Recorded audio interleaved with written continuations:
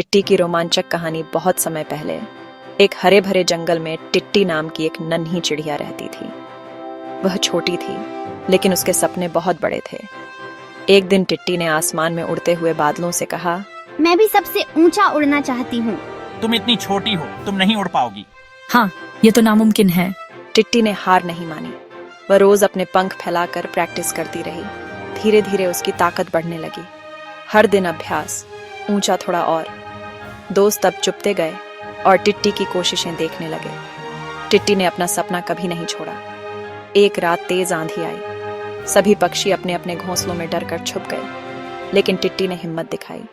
उसने हवा को चीरते हुए उड़ान भरी। टिट्टी तेज हवा में उड़ती हुई पास के गांव की ओर बढ़ी। वह उसे एक बच्चे को गहरे गड्ढे में गिरते देखा। चाचा, मदद मदद, बचाओ।